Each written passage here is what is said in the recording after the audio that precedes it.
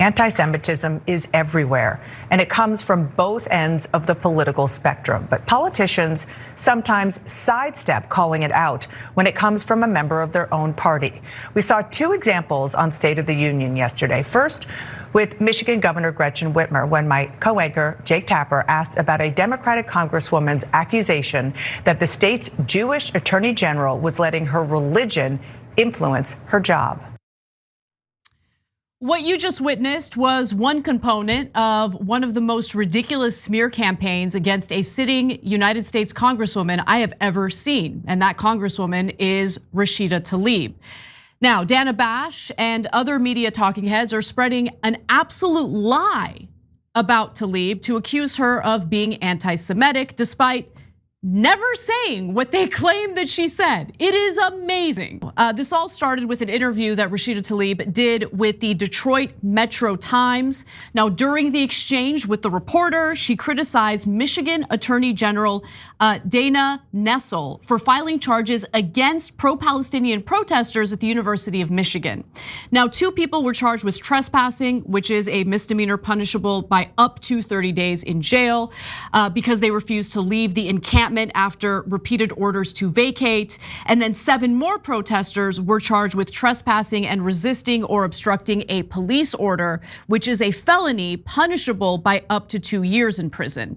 Now, in this article for the Detroit Metro Times, Tlaib also criticized Nessel, that's the AG, who is the first Jewish person elected Attorney General of Michigan, for what she believes is a biased approach to the protest.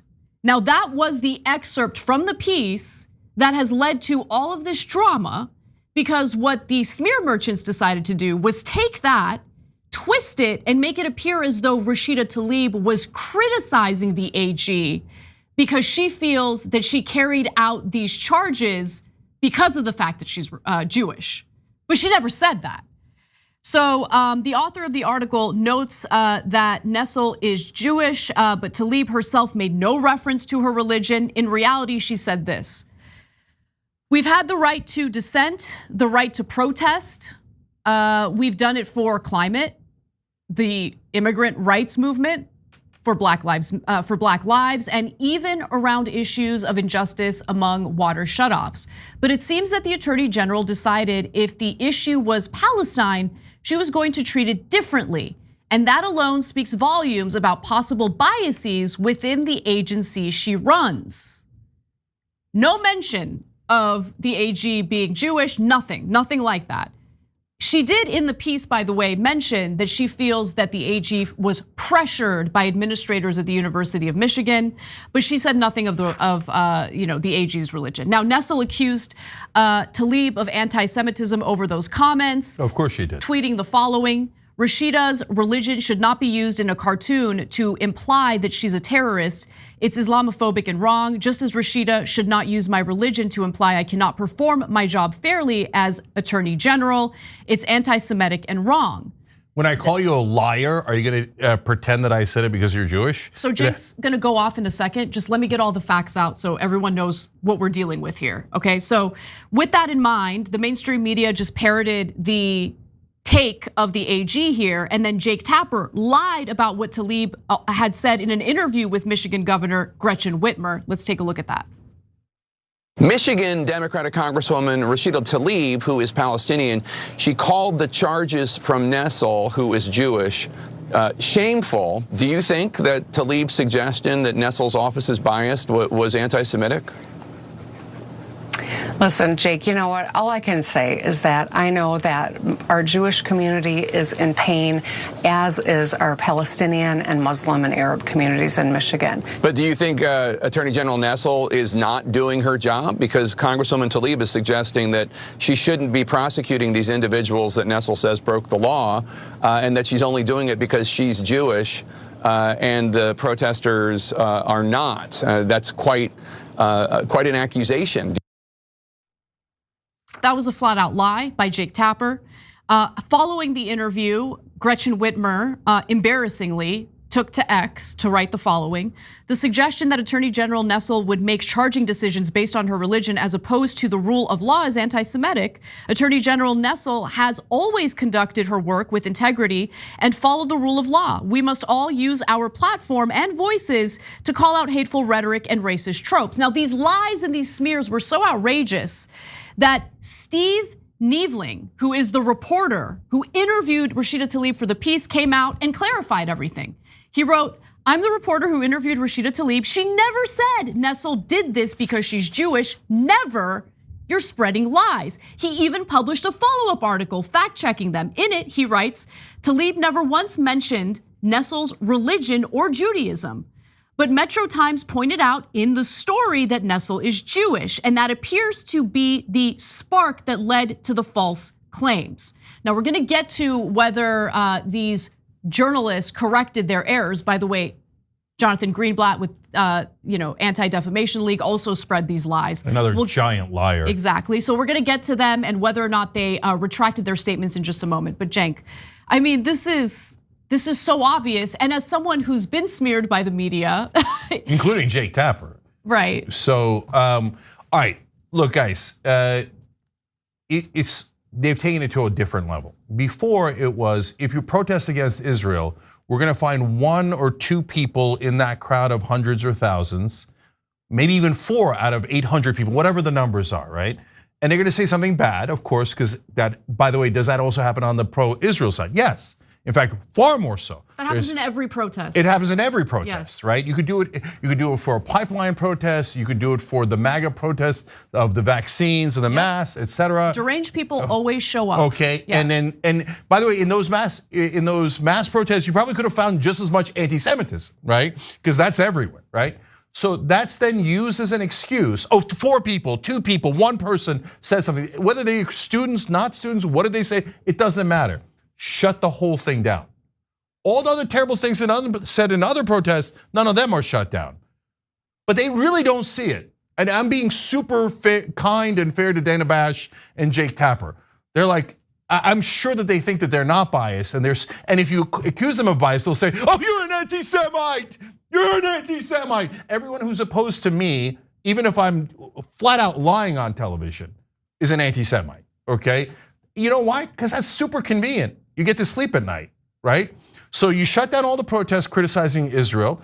Do you shut down the pro-Israel protests, which have things said about Muslims that are 10 times worse and said a lot more frequently? And in fact, that did violence at UCLA, that ran over a protester at Columbia, etc. Do you shut down those protests? No, no hearings, no shutdowns, no pressure, no nothing. They're not right? even condemned. Okay, but now they've taken it to a second level of not just smearing the protesters and say, "Don't you dare protest Israel." I mean, I found an anti-Semite. Wow. Okay, so, and I say wow because I can find you in my Twitter mentions 1,000 people who hate Muslims, say it openly. Nobody ever does anything, whether it's that, a protest, or anything else. Now the next level is, we'll just pretend that the politicians that are criticizing Israel said anti-Semitic things, even though they didn't even say them.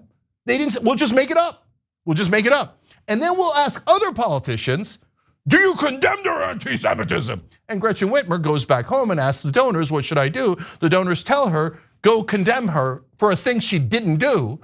And then Gretchen Whitmer, and then Jake Tapper, before the kind of retraction, he actually came out and said, he tweeted, Gretchen Whitmer said it. Gretchen Whitmer put out a statement, all confirming the thing that we were pretending that Rashida Tlaib is. Yeah, based on the misinformation that you spewed to her while you were interviewing her. Like, that's not the big get that you think it is. That's so ridiculous, come on. Yeah, now I've got to talk about the donors real quick, because this is where, again, the Jake Tappers and the Dana Bashes will lie and smear everyone.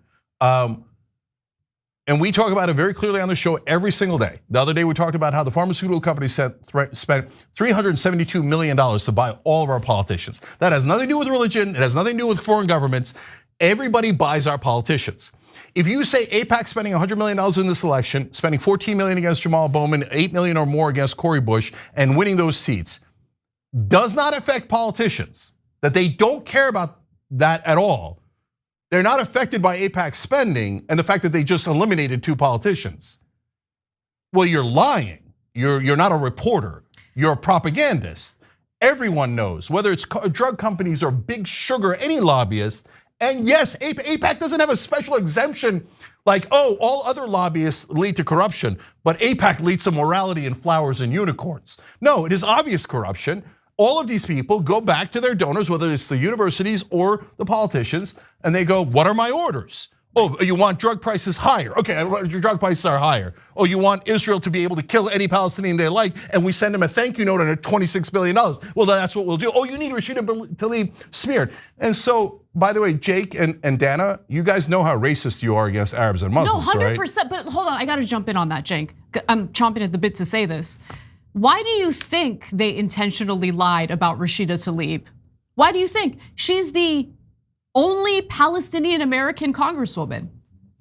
So why'd you guys target her? Why did you guys decide to pull your little smear merchant trick against the one and only Palestinian American congresswoman in the country? To shut her up. Well, but Cenk, there are other progressive members of Congress who are also speaking out against Israel. Yeah, but they're not doing that with AOC. Interesting that they decided to do that with Rashida Tlaib, and in the past, interesting that they decided to do that with Ilhan Omar. Now, one of the best fighters for sanity and decency in this whole conflict is Bernie Sanders. But it's hard to call Bernie Sanders anti-Semitic because he's Jewish and he lived in Israel, he lived on a kibbutz. His family was victimized by the Holocaust. Yes, so that's very inconvenient because their one and only trick is anti-Semite, right? So since they can't do that to Bernie or Jamie Raskin or all these other wonderful people, Andy Levin, who AIPAC eliminated in Michigan, etc., they go, oh, Tlaib, no one will mind if we lie about a Palestinian. That's Tuesday. We'll just smear the hell out of her and go, dirty Muslim, obviously hates Jews. And that's why do you think poor Israel has to do all of this? Because everybody's an anti-Semite. That's why we had to let them kill all those people and send them $26 billion. But you see how these Arabs are, Rashida Tlaib. Well, she didn't actually say it. Who cares? Let's just say it. Now, as you can imagine, Tapper and Bash did get a lot of backlash for smearing a sitting congresswoman and attributing a statement to her that she never said. And so they kind of, sort of walk back their statements after being pressured to do so. So let's take a look. I should note that I misspoke yesterday when asking a follow-up of Governor Whitmer, who I asked about this. I was trying to characterize your views of Tlaib's comments. What do you make of those today, noting that Congresswoman Tlaib never explicitly said that your bias was because of your religion, and so it's unfair for you to make that allegation? A clarification on a story we brought you yesterday concerning Congresswoman Rashida Tlaib's comments attacking a decision by Michigan Attorney General Dana Nessel to bring charges against pro-Palestinian protesters at the University of Michigan. Tlaib accused Nessel of, quote, biases. Now, Tlaib did not reference Nessel's Jewish identity. Her office has not responded to our request for clarity. Her allies insist that's not what she meant. But Nessel still says she believes it is anti-Semitic and repeated on CNN yesterday that, quote, clearly she's referencing my religion. Well, then Nessel's a moron. Somehow she made it all the way up to the role of Attorney General of a major state, and she's a complete and utter moron because she is continuing to repeat a complete and utter lie. Rashida Tlaib never brought up your religion. Why are you continuing to lie about this? Yeah, and well, because you don't like that there's a sitting congresswoman criticizing your decision?